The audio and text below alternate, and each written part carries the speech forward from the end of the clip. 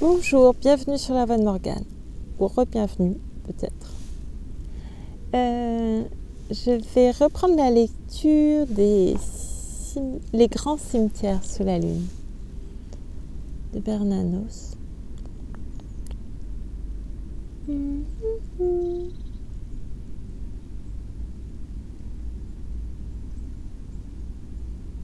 Excusez-moi, je rêve.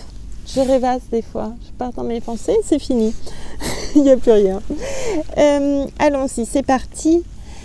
Je reprends directement. Et je viens de m'apercevoir que je n'ai pas de livre de poèmes. Ouais. Donc, ce sera uniquement les grands cimetières sous la lune.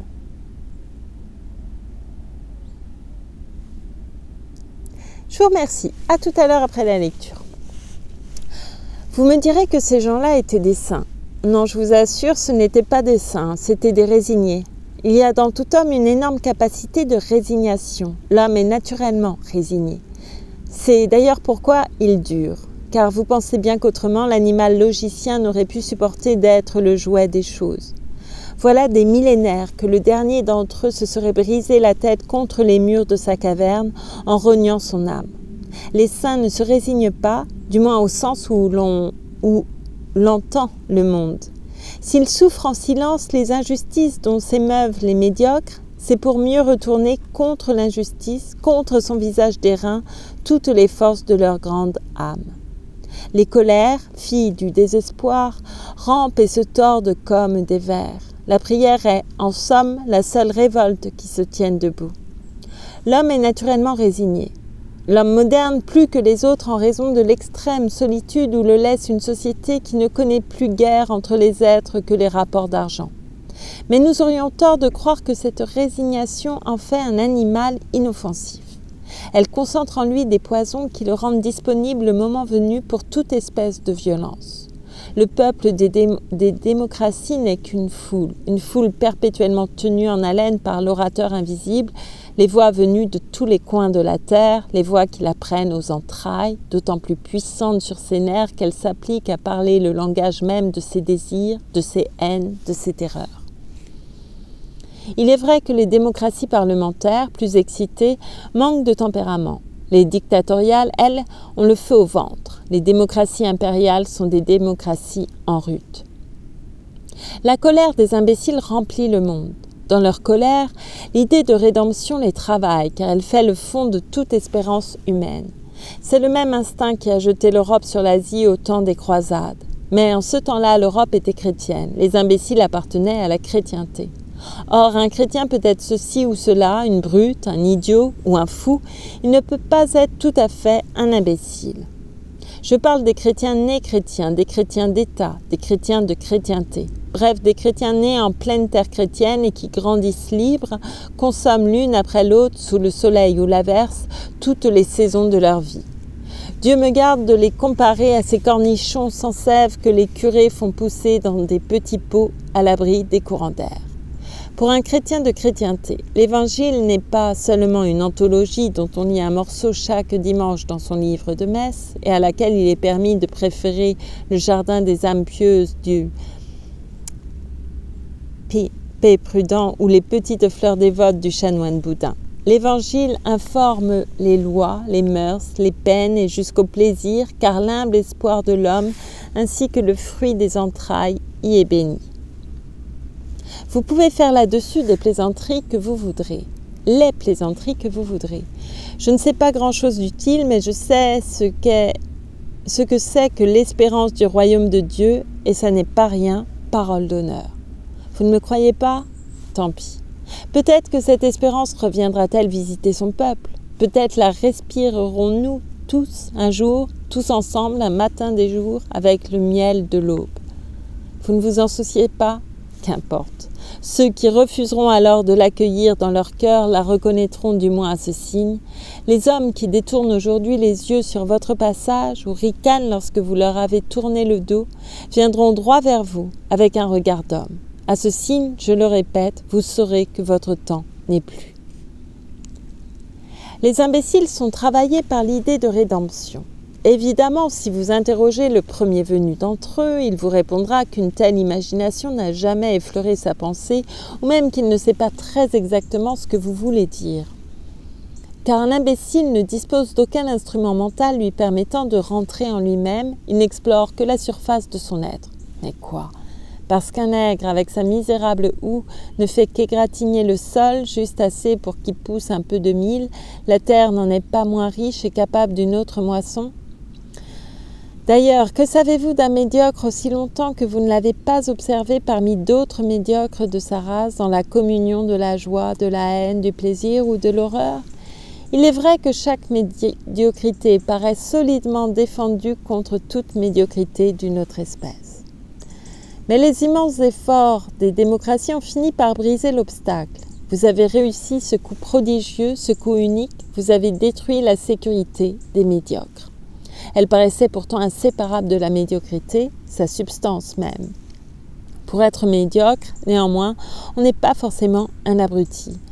Vous avez commencé par abrutir les imbéciles, vaguement conscients de ce qui leur manque et de l'irrésistible courant qui les entraîne vers d'insondables destins. Ils s'enfermaient dans leur habitude héréditaire ou acquise, ainsi que l'Américain fameux qui franchissait les cataractes du Niagara dans un tonneau. Vous avez brisé le tonneau, et les malheureux voient filer les deux rives avec la rapidité de l'éclair.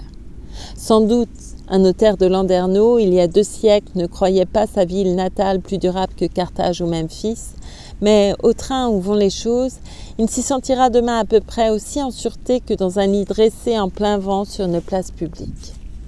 Certes, le mythe du progrès a bien servi les démocraties, et il a fallu un siècle ou 2 pour que l'imbécile, dressé depuis tant de générations à l'immobilité, vit dans ce mythe autre chose qu'une hypothèse excitante, un jeu de l'esprit.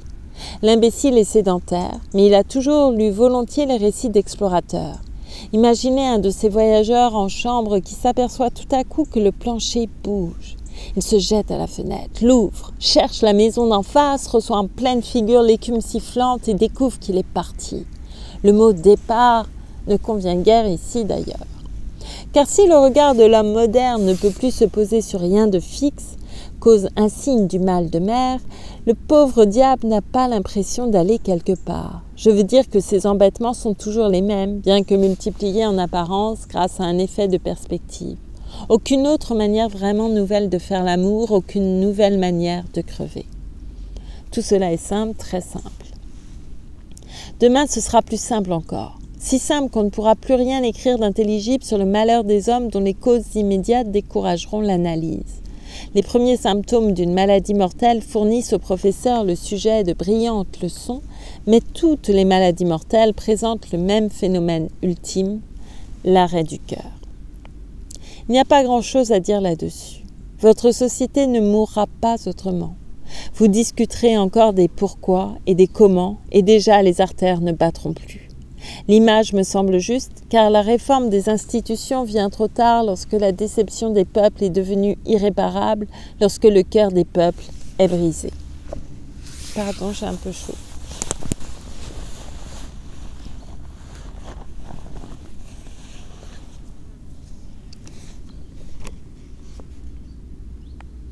Je suis très proche de la caméra, non ?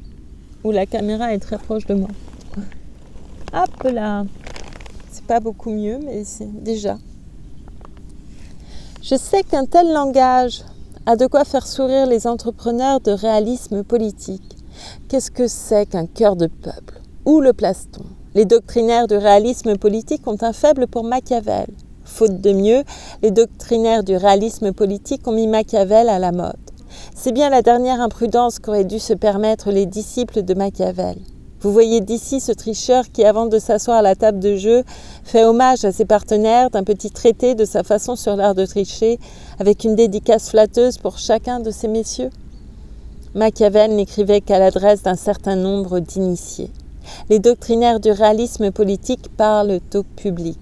Après eux, de jeunes Français pleins d'innocence et de gentillesse répètent leurs axiomes d'un fracassant cynisme dont se scandalisent et s'attendrissent leurs bonnes mères. La guerre d'Espagne, après celle d'Abyssinie, vient de fournir ainsi l'occasion d'innombrables professions de foi d'immoralisme national capables de faire se retourner dans leur tombe Jules César, Louis XI, Bismarck et Cecil Rhodes. Mais Jules César, Louis XI, Bismarck et Cecil Rhodes n'auraient nullement souhaité chaque matin l'approbation compromettante du pion réaliste suivi de sa classe. Un véritable élève de Machiavel commencerait par faire pendre ses rats d'auteur. Ne touchez pas aux imbéciles. Voilà ce que l'ange eût pu écrire en lettres d'or au fronton du monde moderne si ce monde avait un ange. Pour déchaîner la colère des imbéciles, il suffit de les mettre en contradiction avec eux-mêmes, et les démocraties impériales, à l'apogée de leur richesse et de leur puissance, ne pouvaient refuser de courir ce risque. Elles l'ont couru. Le mythe du progrès était sans doute le seul en qui ces millions d'hommes puissent se communier, le seul qui satisfit à la fois leur cupidité, leur moralisme sommaire et le vieil instinct de justice légué par les aïeux. Il est certain qu'un patron verrier qui, au temps de M. Guizot et si l'on s'en rapporte à d'irrécusables statistiques, décimait systématiquement pour les besoins de son commerce des arrondissements entiers, devait avoir, comme chacun de nous, ses crises de dépression. On a beau se serrer le cou dans une cravate de satin, porter à la boutonnière une rosette large comme une soucoupe et dîner aux Tuileries, n'importe. Il y a des jours où on se sent de l'âme.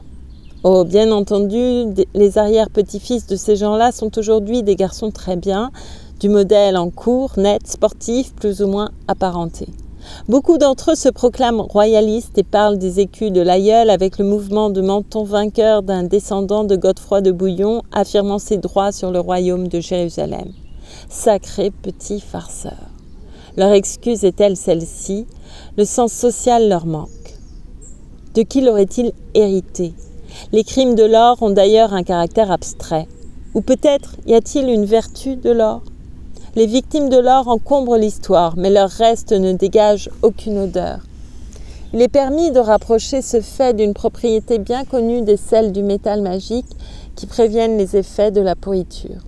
Qu'un vacher dont les méninges sont embouillis tue 2 bergerettes après les avoir violées, la chronique retient son nom, fait de ce nom une épithète infâme, un nom maudit. Au lieu que ces messieurs du commerce de Nantes, les grands trafiquants d'esclaves, comme les appelle avec respect monsieur le sénateur de la Guadeloupe, ont pu remplir des charniers, toute cette viande noire n'exhale à travers les siècles qu'un léger parfum de verveine et de tabac d'Espagne. Les capitaines négriers semblent avoir été des gens de noble prestance, poursuit l'honorable sénateur. Ils portent perruques comme à la cour, l'épée au côté, les souliers à boucles d'argent, des broderies sur le costume, des chemises à jabot, des poignets de dentelle. Un tel négoce, conclut le journaliste, ne déshonorait nullement ceux qui le pratiquaient ou ceux qui le subventionnaient. Qui donc parmi les financiers ou les bourgeois aisés n'était négrier? Peu ou prou. Les armateurs qui finançaient ces lointaines et coûteuses expéditions divisaient le capital engagé en un certain nombre de parts, et ces parts, dont l'intérêt le plus souvent était énorme, constituaient pour tous les pères de famille un placement extrêmement recherché. Soucieux de mériter la confiance de ces pères de famille, les capitaines négriers s'acquittaient scrupuleusement de leurs devoirs, comme le prouve assez le récit suivant emprunté parmi beaucoup d'autres témoignages de même qualité à un intéressant ouvrage dont Candide rendait compte le 25 juillet 1935.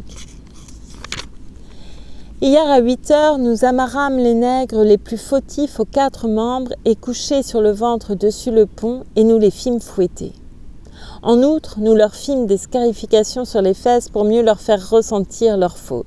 Après leur avoir mis leurs fesses en sang par les coups de fouet et les scarifications, nous leur mîmes de la poudre à tirer, du jus de citron, de la saumure, du piment tout pilé et brassé ensemble avec une autre drogue que le chirurgien mit, et nous leur en frottâmes les fesses pour empêcher que la gangrène n'y soit mise, et de plus pour que cela leur eût cuit sur leurs fesses, gouvernant toujours au plus près du vent, la mûre à bâbord. Nous trouvons ici en passant un bon exemple de la prudente discrétion de la société d'autrefois lorsqu'elle se trouvait dans la nécessité de proposer des cas de conscience aux imbéciles. La presse italienne se donne aujourd'hui beaucoup de mal pour justifier aux yeux de ces derniers la destruction massive par l'hypérite du matériel abyssin. Toute cette mystique de la force décourage les imbéciles parce qu'elle leur impose une concentration d'esprit fatigante. Bref, elle prétend les forcer à se placer au point de vue de M. Mussolini. L'attitude de ce dernier en face du public de notre pays est d'ailleurs curieuse à observer. M. Mussolini est un solide ouvrier et il aime la gloire. Sur la foi d'Emmanuel, il pense aussi que le peuple français a plus qu'un autre peuple le sens de la justice, le respect de la faiblesse et du malheur. Devant ces villages où les défenseurs ont réussi à détruire toute vie, même celle des rongeurs ou des insectes, il se retourne vers les descendants de ces messieurs du commerce de Nantes, venus avec leurs dames, leurs demoiselles et les garçons qui préparent Centrale. Il est d'abord un peu rouge, je suppose, puis il s'anime. Il parle de la grandeur, puis depuis que le monde est monde, pèse de tout son poids sur les épaules des misérables, de la puissance et de l'empire. Les braves bourgeois se regardent entre eux, très gênés. Pourquoi M. Mussolini nous a-t-il amenés là ? Ces paysages sont encore plus tristes que le cimetière Montmartre et mon épouse est impressionnable à cause de sa tension. Ce n'est vraiment pas le moment d'aligner des phrases à propos d'une simple affaire de nègres. Nos ancêtres ont fait, eux aussi, comme ce monsieur, fortune dans les nègres et ils ne se croyaient pas obligés pour autant d'élaborer une philosophie. L'affaire rapporte-t-elle vraiment, oui ou non ? L'idée de grandeur n'a jamais rassuré la conscience des imbéciles. La grandeur est un perpétuel dépassement. Et les médiocres ne disposent probablement d'aucune image qui leur permette de se représenter son irrésistible élan. C'est pourquoi ils ne la conçoivent que morte et comme pétrifiée dans l'immobilité de l'histoire. Mais l'idée du progrès leur apporte l'espèce de pain dont ils ont besoin. La grandeur impose de grandes servitudes. Au lieu que le progrès va de lui-même ou l'entraîne la masse des expériences accumulées. Il suffit donc de ne lui opposer d'autre résistance que celle de son propre poids. C'est le genre de collaboration du chien crevé avec le fleuve qu'il descend au fil de l'eau. Lorsqu'après un dernier inventaire, l'ancien maître verrier calculait le chiffre exact des bénéfices, il devait bien avoir tout de même une pensée pour le moderne collaborateur qui achevait de cracher ses poumons dans la cendre du foyer, entre le chat galeux qui somnole et le berceau où hurle un avorton à tête de vieillard. L'auteur de Standard rappelle le mot célèbre du patron américain au journaliste qui vient de visiter l'usine et trinque avec son hôte avant de reprendre le train. Tout à coup, le journaliste se frappe le front. « À quoi diable employez-vous les vieux ouvriers ?» demande-t-il. « Aucun de ceux que j'ai vus ne paraît avoir dépassé la cinquantaine. » L'autre hésite un moment, vide son verre. « Prenez un cigare, dit-il, et tout en fumant, nous irons faire un tour au cimetière. » Le maître verrier, lui aussi, devait parfois faire un tour au cimetière. Et à défaut d'y prier, car les bourgeois de ce temps-là étaient tous libres penseurs, il est très possible qu'il s'y tint convenablement ou même qu'il s'y recueillit. Pourquoi pas ? J'écris cela sans rire. Les gens qui ne me connaissent guère me tiennent assez souvent pour un énergumène, un pamphlétaire. Je répète une fois de plus qu'un polémiste est amusant jusqu'à la 20e année, tolérable jusqu'à la 30e, assommant vers la 50aine et obscène au-delà. Les démangeaisons polémistes chez le vieillard me paraissent une des formes de l'érotisme. L'énergumène s'excite à froid, comme dit le peuple. Loin de m'exciter, je passe mon temps à essayer de comprendre. Unique remède contre l'espèce de délire hystérique où finissent par tomber les malheureux qui ne peuvent faire un pas sans se prendre le pied dans une injustice soigneusement cachée sous l'herbe, ainsi qu'une chose trappe. J'essaie de comprendre. Je crois que je m'efforce d'aimer. Il est vrai que je ne suis pas ce qu'on appelle un optimiste. L'optimisme m'est toujours apparu comme l'alibi sournois des égoïstes, soucieux de dissimuler leur chronique satisfaction d'eux-mêmes. Ils sont optimistes pour se dispenser d'avoir pitié des hommes, de leur malheur. On imagine très bien la page qu'eût inspirée à Proudhon, par exemple, la phrase de l'Américain. Je ne crois pas cette phrase si impitoyable qu'elle en a l'air. Il y aurait d'ailleurs tant à dire de la pitié. Les esprits délicats jugent volontiers de la profondeur de ce sentiment aux convulsions qu'il provoque chez certains apitoyés. Or, ces convulsions expriment une révolte contre la douleur assez dangereuse pour le patient, car elles confondraient aisément dans la même horreur la souffrance et le souffrant.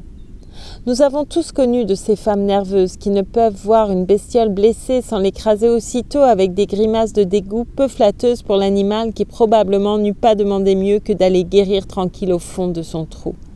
Certaines contradictions de l'histoire moderne se sont éclairées à mes yeux dès que j'ai bien voulu tenir compte d'un fait qui d'ailleurs crève les yeux. L'homme de ce temps a le cœur dur et la tripe sensible.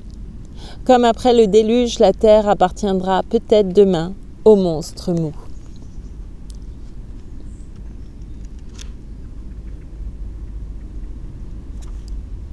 Il est donc permis de croire que certaines natures se défendent d'instinct contre la pitié par une juste méfiance d'elles-mêmes, de la brutalité de leurs réactions. Les imbéciles ont accepté docilement depuis des siècles l'enseignement traditionnel de l'Église sur des questions qui, à la vérité, leur apparaissent comme insolubles. Que la souffrance ait ou non une valeur expiatoire, qu'elle puisse même être aimée, qu'importe là-dessus l'opinion d'un petit nombre d'originaux, puisque le bon sens, comme l'Église, tolère que les gens raisonnables la fuient par tous les moyens. Certes, aucun imbécile n'eût songé jadis à nier le caractère universel de la douleur, mais la douleur universelle était discrète. Aujourd'hui, elle dispose, pour se faire entendre, des mêmes puissants moyens que la joie ou la haine. Les mêmes types qui réduisaient peu à peu systématiquement les relations de famille au point de s'en tenir à l'échange indispensable des faire-part de naissance, de mariage ou de décès, dans le but de ménager leurs minces réserves de sensibilité affective, ne peuvent plus ouvrir un journal ni tourner le bouton de leur radio sans apprendre des catastrophes. Il est clair que pour échapper à une telle obsession, il ne suffit plus à ces malheureux d'entendre une fois par semaine, à la grand-messe, d'une oreille distraite, l'homélie sur la souffrance d'un brave chanoine bien nourri, avec lequel ils découperont un peu plus tard le gigot dominical. Les imbéciles se sont donc résolument attaqués au problème de la douleur comme à celui de la pauvreté. C'est à la science qu'il appartient de vaincre la douleur, pense l'imbécile dans sa logique inflexible, et l'économiste se chargera de la misère, mais en attendant, soulevons contre ces deux fléaux l'opinion publique à laquelle chacun sait que rien ne résiste sur la terre ou dans les cieux, qui parle encore d'honorer le pauvre. Ce n'est pas d'honneur que le pauvre a besoin, mais que vous le débarrassiez de la pauvreté. Le pauvre se sent si pauvre qu'il n'oserait même pas coudre à son revers graisseux la plus humble décoration. Et vous lui parlez d'honneur. Honorer le pauvre. Et pourquoi pas l'époux de la pauvreté? Ces rêveries d'Orient étaient sans malice au temps de Jésus-Christ, qui d'ailleurs n'a jamais été un homme d'action. Si Jésus-Christ vivait de nos jours, il devrait se faire une situation comme tout le monde et inutile qu'à diriger une modeste usine, force lui serait bien de comprendre que la société moderne, en exaltant la dignité de l'argent comme en notant d'infamie la pauvreté, remplit son rôle à l'égard du misérable. L'homme est né d'abord orgueilleux, l'amour-propre toujours béant est plus affamé que le ventre. Un militaire ne se trouve-t-il pas assez payé de risques mortels par une médaille de laiton? Chaque fois que vous portez atteinte au prestige de la richesse, vous rehaussez d'autant le pauvre à ses propres yeux. Sa pauvreté lui fait moins honte, il l'endure, et telle est sa folie qu'il finirait peut-être par l'aimer. Or la société a besoin, pour sa machinerie, de pauvres qui aient de l'amour-propre. L'humiliation lui en rabat un bien plus grand nombre que la faim est de meilleure espèce, de celles qui ruent au brancard mais tirent jusqu'au dernier souffle.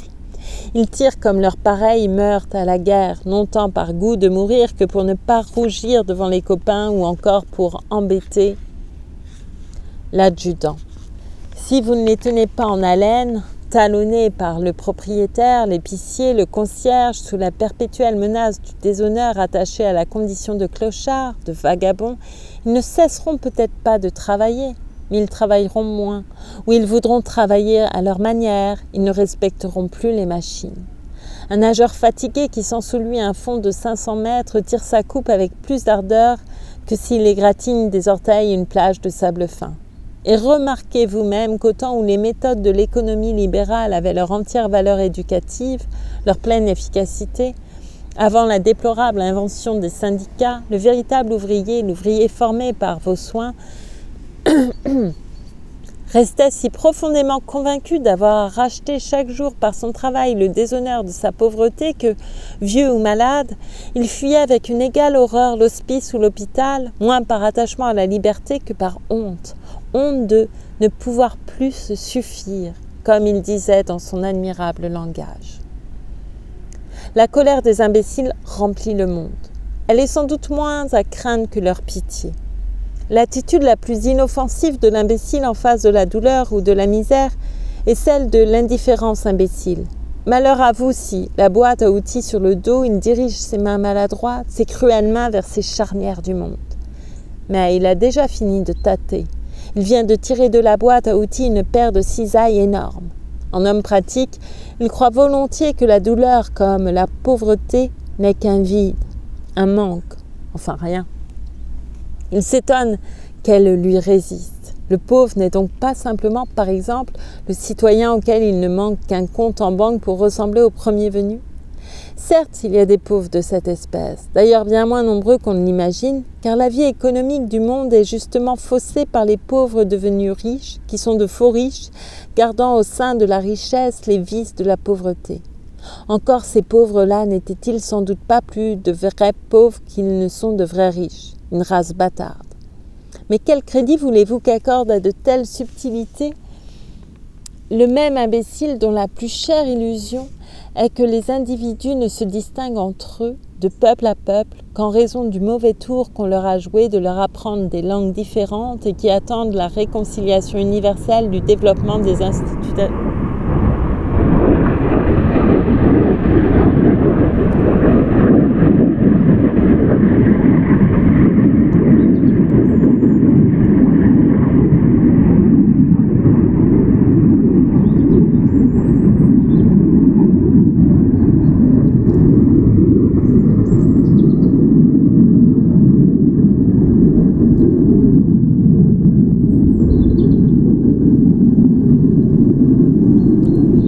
Mais quel crédit voulez-vous qu'accorde à de telles subtilités le même imbécile dont la plus chère illusion est que les individus ne se distinguent entre eux, de peuple à peuple, qu'en raison du mauvais tour qu'on leur a joué de leur apprendre des langues différentes et qui attendent la réconciliation universelle du développement des institutions démocratiques et de l'enseignement de l'espéranto?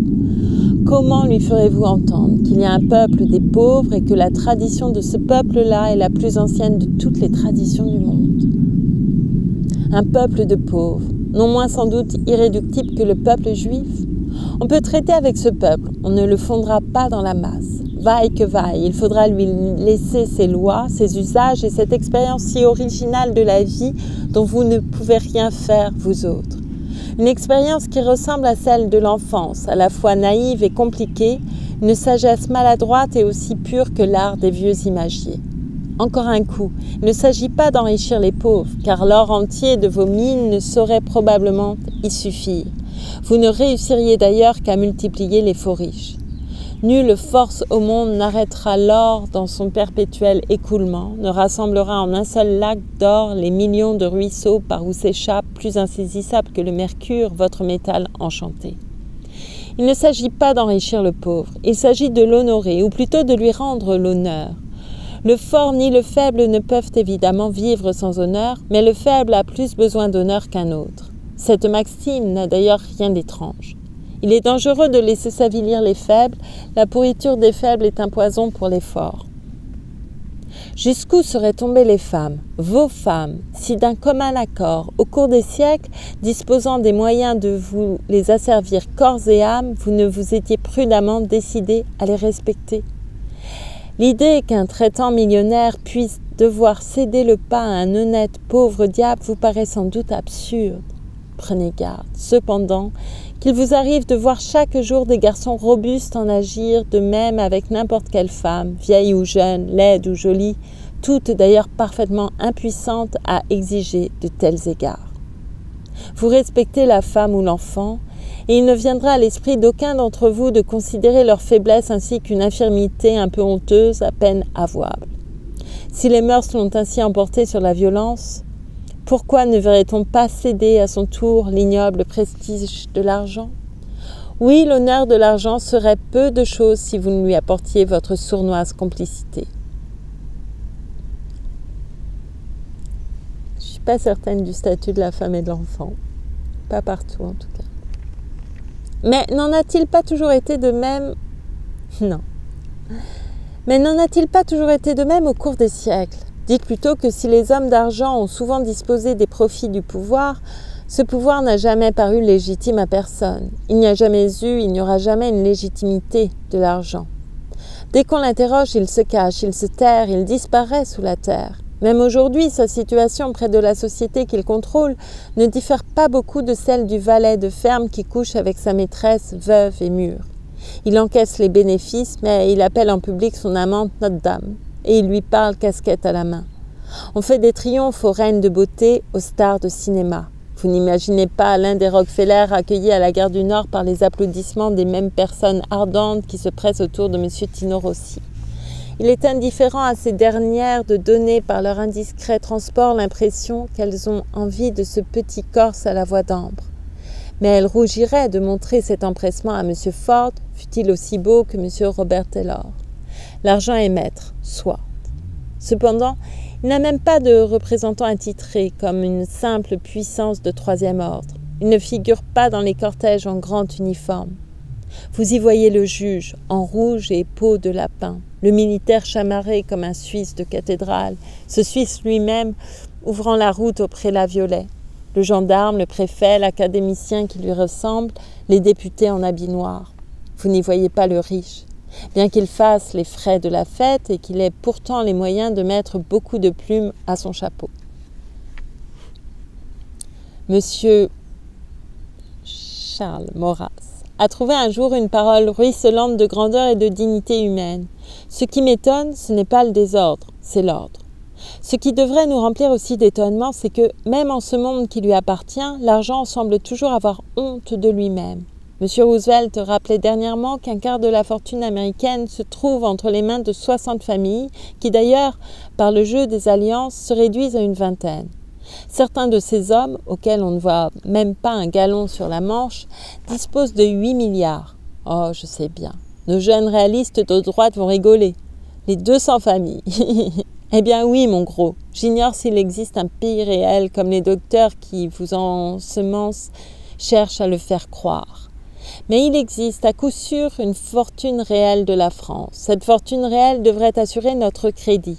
Or, vous savez parfaitement qu'il n'en est rien. 50 milliards divisés en pièces de 100 sous et qui reposent au fond des bas de laine sont absolument impuissants à balancer l'influence d'un seul milliard rapidement mobilisable et qui manœuvre l'échange selon les principes de la guerre napoléonienne.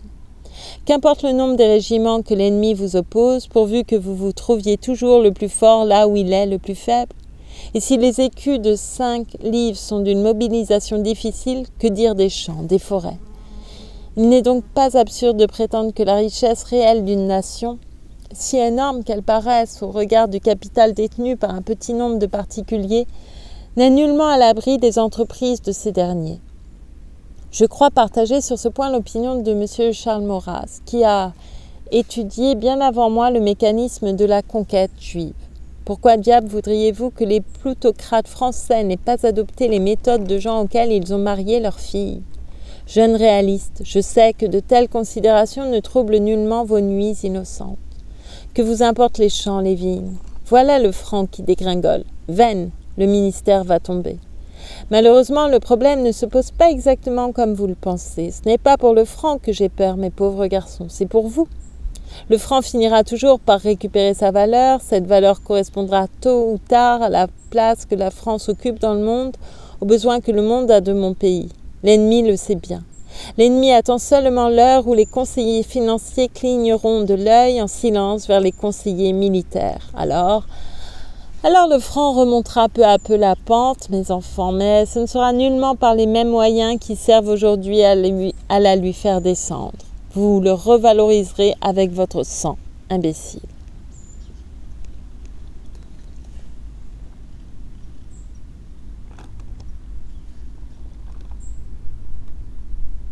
Je ne sais pas si l'argent se cache autant. Il se cache toujours.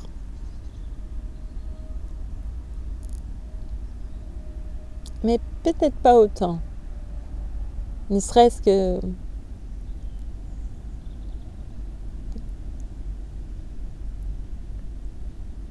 par quelques symboles bien placés pendant des cérémonies, je ne sais pas.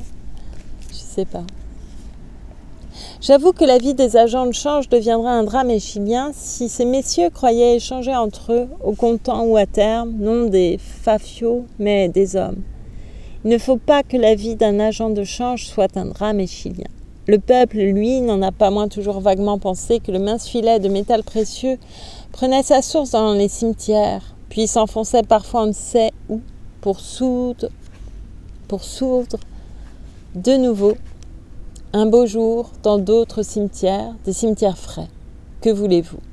Le peuple réagit autrement que nous au mystère de l'argent. La lecture des économistes n'a pas faussé son instinct. Il est naturel qu'il soit surtout sensible à la cruauté du Dieu couleur de lune qui fait supporter au pauvre diable tout le poids de ses déceptions sentimentales. Nous savons, en effet, que le prince du monde cache sous sa cuirasse une blessure inavouable, qu'il se ronge en son cœur étincelant de passer pour un imbécile auprès des vrais maîtres et seigneurs qu'il brûlerait de séduire. Les flatteurs qu'il invite à sa table, bien que grassement rétribués, glissent les couverts dans leurs poches, tandis que les esclaves crachent discrètement dans les plats. Avouez qu'il n'y a pas de quoi donner à ce monarque une grande estime de lui-même.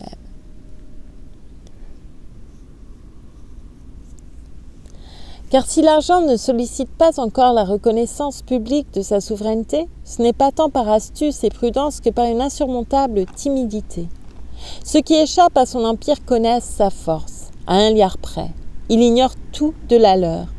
Les saints et les héros savent ce qu'ils pensent et il ne se fait absolument aucune idée de ce que peuvent bien penser de lui au juste les saints et les héros.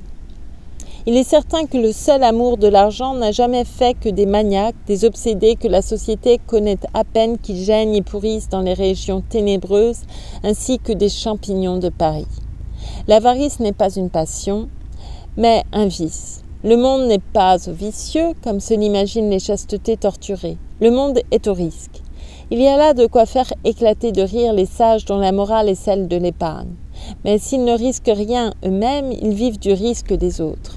Il arrive aussi, grâce à Dieu, qu'ils en meurent. Tel ingénieur obscur décide brusquement, à l'ahurissement de ses proches, qu'il fabriquera désormais un oiseau mécanique, tel coureur cycliste, à l'heure du Vermouth, parie de piloter une si curieuse machine et il ne faut pas plus de 30 ans pour que les épargnants reçoivent sur la tête, tombant du ciel, des bombes de 1000 kilos. Le monde est au risque. Le monde sera demain à qui risquera le plus, prendra plus fermement son risque. Si j'avais le temps, je vous mettrais volontiers en garde contre une illusion chère aux dévots. Les dévots croient volontiers qu'une humanité sans Dieu, comme ils disent, sombrera dans l'excès de la débauche, pour parler toujours leur langage. Ils attendent un nouveau bas empire. On peut croire qu'ils seront déçus. La part pourrissante de l'empire, c'était cet amas de hauts fonctionnaires pillards, bêtes cyniques à fond de jobarderie, la gueule ouverte à toutes les suppurations de l'Afrique et de l'Asie, les lèvres collées à l'égout collecteur de ces 2 continents. Il en est du raffinement de ces brutes comme de la plupart des traditions de collège. Depuis des siècles, les cuistres proposent à l'admiration du jeune Français des pétrones ou des lucullus légendaires sortant des bains de vapeur pour se faire étriller par des éphèbes. À y bien réfléchir, si ces gens-là se lavaient tant, c'est qu'ils puaient. Le nard et les baumes ruisselaient en vain sur les plaies honteuses dont parlent Juvénal et Lucien. J'ajoute que, même saints, des malheureux assez goinfres pour s'étendre afin de mieux se remplir à qui une fois remplis se vidaient comme des outres, leurs gros doigts bagués d'or au fond de la gorge, sans seulement prendre la peine de se mettre sur leur séant, devaient avoir à la fin du repas bien besoin de se décrasser. Il est vrai qu'ils habitaient des villas somptueuses. Certes, je n'ai jamais aimé l'homme romain. Il m'a fallu néanmoins beaucoup d'années pour que commence à m'apparaître non point seulement sa grossièreté trop éclatante, mais une certaine niaiserie profonde. Je ne parle pas des prodigalités colossales, imbéciles, les murènes engraissées d'esclaves, les langues de rossignol, les perles dissoutes dans le falerne et tant d'autres galéjades aussi bêtes dont la vulgarité rebuterait jusqu'à la canebière. Je pense à d'autres divertissements prétendus diaboliques, qu'il était peut-être, dont les pions blanchis ne s'entretiennent qu'à voix basse, mais qui ont l'air d'avoir été rêvés par des collégiens solitaires. Tous ces empereurs à grosses bedaines manifestaient beaucoup de bonne volonté dans le mal. Il leur manquait, pour être réellement pervers, une certaine qualité humaine. Ne se damne pas qui veut. Ne partage pas qui veut le pain et le vin de la perdition. Que dire?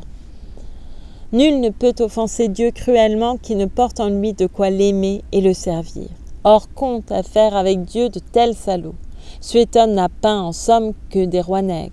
Que nous importe le vieux Tibère pataugeant dans sa baignoire et tendant à la bouche des nouveau-nés le lambeau par quoi, jadis, il fut un homme? Des milliers de débauchés septuagénaires éperonnés par les furies de l'impuissance font de tels rêves. Mais Tibère ne les a pas seulement rêvés, j'en conviens. Je doute même qu'il les ait rêvés. Ces étranges pratiques ont dû lui être suggérées par quelques pourvoyeuses ou encore par quelques concubines, brûlant de se venger d'abjectes et harassante servitude en se payant la tête du maître du monde. Après tout, ce maître du monde ne risquait rien, pas même la correctionnelle. Oui, mais pourquoi ce serait toujours une femme derrière? Ça, je suis pas sûre, non? Peut-être qu'il y a pensé tout seul. J'admire les idiots cultivés, enflés de culture, dévorés par les livres comme par des poux, et qui affirment le petit doigt en l'air qu'il ne se passe rien de nouveau, que tout s'est vu. Qu'en savent-ils? L'avènement du Christ a été un fait nouveau. La déchristianisation du monde en serait un autre. Il est clair que personne n'a jamais observé ce second phénomène, ne peut se faire une idée de ses conséquences. Je regarde avec beaucoup plus de stupeur encore les catholiques que la lecture, même distraite, de l'Évangile ne semble pas inciter à réfléchir sur le caractère chaque jour plus pathétique. Pardon, j'ai perdu ma ligne. À réfléchir sur le caractère chaque jour plus pathétique d'une lutte qu'annonce pourtant une parole bien surprenante qu'on n'avait jamais entendue, qui fut d'ailleurs restée jadis parfaitement inintelligible. Vous ne pouvez servir Dieu et l'argent. Oh, je les connais. Si, par miracle, ma réflexion chagrine l'un d'entre eux, il courra chez son directeur qui lui répondra paisiblement, au nom d'innombrables casuistes, que ce conseil ne s'adresse qu'aux parfaits, qu'il ne saurait par conséquent troubler les propriétaires. J'en tombe volontiers d'accord. Je me permettrai donc d'écrire avec une majuscule le mot « argent ». Vous ne pouvez pas servir Dieu et l'argent. La puissance de l'argent s'oppose à la puissance de Dieu. C'est, direz-vous, une de ces vues métaphysiques dont les réalistes n'ont nul souci. Pardon. Exprimez-vous donc autrement dans votre langage, que m'importe. L'Antiquité a connu les riches.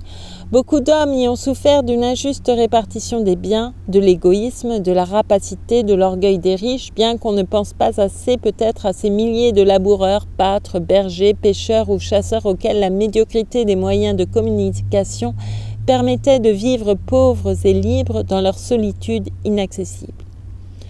Qu'on réfléchisse à ce fait immense. Les écumeurs étaient alors fonctionnaires. Ils devaient humblement prendre leur tour derrière le général conquérant, faire leur profit du butin laissé par les militaires. Et Dieu sait ce qu'étaient les militaires de Rome avant que les peuples nobles d'Occident aient fourni à cette tribu de boucs constructeurs et juristes de véritables chefs de guerre, des soldats.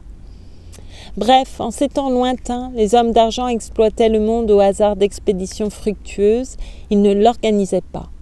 Qu'ont de commun entre eux, je vous le demande, les pirates plus ou moins consulaires, acharnés à remplir vivement leurs coffres, puis revenant jouir de ces biens mal acquis, finissant par crever de débauche, et tels milliardaires puritains, mélancoliques et dyspeptiques, capables de faire osciller d'un clin d'œil, d'une signature tracée avec un stylo de 120 francs, l'immense fardeau de la misère universelle? Que dire? Un traitant du XVIIIe siècle eût été bien incapable d'imaginer ce dernier type d'homme. Il lui eût paru absurde, et il l'est en effet. Il est le produit hybride, maintenant fixé, de plusieurs espèces très différentes. Vous allez répétant comme des perroquets qu'il est issu de la civilisation capitaliste. Non pas, c'est lui qui l'a faite. Évidemment, il ne s'agit point de plans concertés. C'est un phénomène d'adaptation, de défense. Le mauvais riche d'autrefois, le riche jouisseur et scandaleux, fanfaron, prodigue, ennemi de l'effort, avait presque à lui seul reçu le choc du christianisme, son irrésistible élan. Sans doute eût-il réussi à subsister dans ce monde chrétien, il n'y eût pas prospéré. Il n'y prospérait pas. Les hommes du Moyen-Âge n'étaient pas assez vertueux pour dédaigner l'argent, mais ils méprisaient les hommes d'argent. Ils épargnaient un temps le juif parce que le juif draine l'or, comme un abcès de fixation draine le pus. Le moment venu, il vidait le juif, exactement ainsi que le chirurgien vide l'abcès. Je n'approuve pas cette méthode. Je prétends simplement qu'elle n'était pas en contradiction avec la doctrine de l'Église touchant le prêt ou à intérêt ou l'usure. À défaut d'abolir le système, on le notait d'infamie. Autre chose est de tolérer la prostitution, autre chose de déifier les prostituées comme l'a fait maintes fois jadis la canaille méditerranéenne, chez qui la vente du bétail parfumé a toujours été l'industrie nationale. Il est clair qu'au temps où les enfants pouvaient impunément reconduire à coups de trognon de choux jusqu'au ghetto,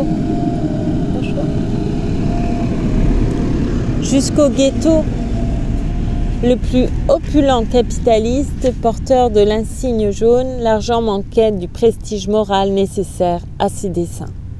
La chrétienté n'a pas éliminé le riche ni enrichi le pauvre, car elle ne s'est jamais proposé pour but l'abolition du péché originel. Elle eût retardé indéfiniment l'asservissement du monde à l'argent, maintenu la hiérarchie des grandeurs humaines, maintenu l'honneur. Grâce à la même loi mystérieuse qui pourvoit d'une fourrure protectrice les races animales transplantées des régions tempérées aux régions polaires, le riche, dans un climat si défavorable à son espèce, a fini par acquérir une résistance prodigieuse, une prodigieuse vitalité. Il lui a fallu transformer patiemment du dedans, avec les conditions économiques, les lois, les mœurs, la morale même. Il serait exagéré de prétendre qu'il a provoqué la révolution intellectuelle dont est sortie la science expérimentale, mais dès les premiers succès de cette dernière, il lui a prêté son appui, orienté ses recherches. Il a par exemple, sinon créé, du moins exploité cette foudroyante conquête de l'espace et du temps par la mécanique, conquête qui ne sert réellement que ses entreprises, a fait de l'ancien usurier rivé à son comptoir le maître anonyme de l'épargne et du travail humain. Sous ces coups furieux, la chrétienté a péri, l'Église chancelle. Que tenter contre une puissance qui contrôle le progrès moderne, dont elle a créé le mythe, tient l'humanité sous la menace des guerres qu'elle est seule capable de financer, de la guerre devenue comme une des formes normales de l'activité économique, soit qu'on la prépare, soit qu'on la fasse. De telles vues sont généralement désagréables aux gens de droite. On se demande pourquoi. Le moindre petit commerçant regardera comme un ennemi dangereux de la société l'innocent poivreau qui vient de boire sa paie de la semaine et murmure « mort aux vaches » en passant près du sergent de ville, histoire de prouver qu'il est un homme libre. Mais le même patenté s'estimera solidaire de M. de Rothschild ou M. Rockefeller et au fond, l'imbécile en est flatté. On peut donner à ce curieux phénomène un grand nombre d'explications psychologiques. Il est certain que chez la plupart de nos contemporains, la distinction du possédant et du non-possédant finit par tenir lieu de toutes les autres. Le possédant se voit lui-même comme un mouton guetté par le loup. Mais aux yeux du pauvre diable, le mouton devient un requin affamé qui s'apprête à gober une ablette. La gueule sanglante qui s'ouvre à l'horizon les mettra d'accord en les dévorant tous ensemble. Une telle obsession morbide, née de la peur, modifie profondément les rapports sociaux. Et, par exemple, la politesse n'exprime plus un état de l'âme, une conception de la vie. Elle tend à devenir un ensemble de rites, dont le sens originel échappe, la succession, dans un certain ordre, de grimaces, hochements de tête, gloussements variés, sourires standards, réservés à une catégorie de citoyens dressés à la même gymnastique. Les chiens ont entre eux de ces façons, entre eux seulement, car vous verrez rarement cet animal flairer le derrière d'un chat ou d'un mouton. Ainsi, mes contemporains ne gesticulent d'une certaine manière qu'en présence des gens de leur classe. J'habitais, au temps de ma jeunesse, une vieille chère maison dans les arbres, un minuscule hameau du pays d'Artois, plein d'un murmure de feuillage et d'eau vive. La vieille maison ne m'appartient plus, qu'importe, pourvu que les propriétaires la traitent bien, pourvu qu'ils ne lui fassent pas de mal, qu'elle soit leur amie, non, leur chose, n'importe. Chaque lundi, les gens venaient à l'aumône, comme on dit là-bas. Ils venaient parfois de loin, d'autres villages, mais je les connaissais presque tous par leur nom. C'était une clientèle très sûre. Ils s'obligeaient même entre eux. Je suis venue aussi pour un tel qui a ses rhumatismes. Lorsqu'il s'en était présenté plus de 100, mon père disait « Sapristi, les affaires reprennent ». Oui, je sais bien, ces souvenirs n'ont aucun intérêt pour vous, pardonnez-moi. Je voulais seulement vous faire comprendre qu'on m'a élevé dans le respect des vieilles gens, possédants ou non possédants, des vieilles dames surtout, préjugées dont les hideuses follettes septuagénaires d'aujourd'hui n'ont pu me guérir. Eh bien, en ce temps-là, je devais parler au vieux mendiant, la casquette à la main, et il trouvait la chose aussi naturelle que moi, il n'en était nullement ému. C'étaient des gens de l'ancienne France, c'étaient des gens qui savaient vivre, et s'ils sentaient un peu fort la pipe ou la prise, ils ne puaient pas à la boutique, ils n'avaient pas ces têtes de boutiquiers, de sacristains, d'huissiers, des têtes qui ont l'air d'avoir poussé dans les caves. Ils ressemblaient beaucoup plus à Vauban, à Turenne, à des Valois, à des Bourbons qu'à M. Philippe Henriot, par exemple, ou à n'importe quel bourgeois bien pensant. Je ne vous apprends rien, vous êtes du même avis que moi. Tant mieux. Les jeunes gens que je croise chaque jour dans la rue seraient capables de parler spontanément à un vieil ouvrier chapeau bas? Parfait. Je l'admets, j'admets même que le vieil ouvrier ne croira pas qu'on se paie sa figure. C'est donc que les choses vont moins mal que je ne pensais, le prestige de l'argent s'effondre. Quel bonheur! Car votre distinction entre le peuple Front National et le peuple Front Populaire ne valait rien. Elle ne valait rien pour une raison très simple, à la portée du plus fanatique lecteur du jour ou de l'humanité, à la portée même d'un concierge opulent du quartier Monceau, affilié au CSAR par dévotion à la propriété immobilière. On ne classe pas, d'après leur opinion politique ou sociale, des gens que le jeu naturel de conditions économiques absurdes met dans l'impossibilité absolue d'en choisir une. Quoi ? Les compétences ne s'accordent entre elles que pour déclarer gravement que nous tournons dans un cercle vicieux et ceux qui, au lieu d'observer la ronde de loin, tournent à toute vitesse, se décideraient posément, calmement, après avoir pesé les raisons des uns et des autres, résolu les contradictions dont vous ne venez pas à bout. Mais ces gens-là n'ont pas besoin d'opinion politique, évidemment. Ils ne ressentiraient pas ce besoin, je suppose, en temps de prospérité. Mais les affaires de ce monde vont mal, je ne vous le fais pas dire, et ce monde-là n'a tout de même pas été organisé par eux, pour eux, non? Vous déplorez que la révolution ait été jadis manquée. À qui la faute? Que le peuple ait suivi de mauvais bergers? Où étaient les bons? Devait-il se ranger derrière M. Cavaignac ou M. Thiers? Ensemble et quand vous voudrez, disait le comte de Chambord, nous reprendrons le grand mouvement de 89. J'ai des raisons de croire que cette parole a été entendue d'un jeune prince français. Si elle se réalisait un jour, plaise à Dieu, le sol serait-il si ferme sous vos pas? Vous me dites, nous allons sauver la France. Bon, très bien. Le malheur est que vous n'avez pas encore réussi à vous sauver vous-même, fâcheux augure. On compte parmi nous beaucoup d'hommes estimables. Oui, les gens du peuple pourront les rencontrer au cercle, au bureau, parfois à l'église ou aux ventes de charité. Il n'est pas facile d'organiser ces rencontres. Je me demande si elles seraient d'ailleurs utiles. La main sur le cœur, on ne tire généralement pas grand profit de vos conversations. À la première cuillerée de potage, vous convenez que tout va mal et au dessert, sauf votre respect, vous vous engueulez comme des charretiers. Il est parfaitement exact que le peuple vous connaît mal. Qu'importe. Cette connaissance ne saurait mettre fin à ces perplexités si l'on songe que des Français aussi divers que, par exemple, Drummond, Lyautey ou Clémenceau ont porté le même jugement, resté jusqu'ici sans appel, sur vos partis et sur vos hommes. Et je vais m'arrêter ici pour cette lecture qui avance à grands pas, il me semble, non? Je ne sais pas.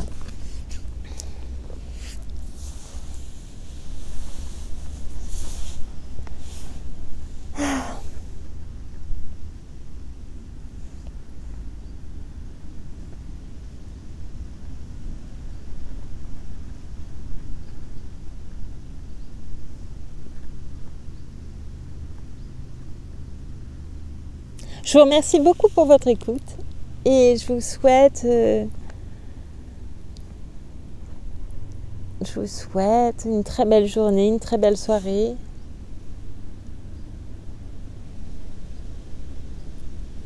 Voilà. Et à très bientôt pour d'autres lectures encore. Merci. Merci beaucoup.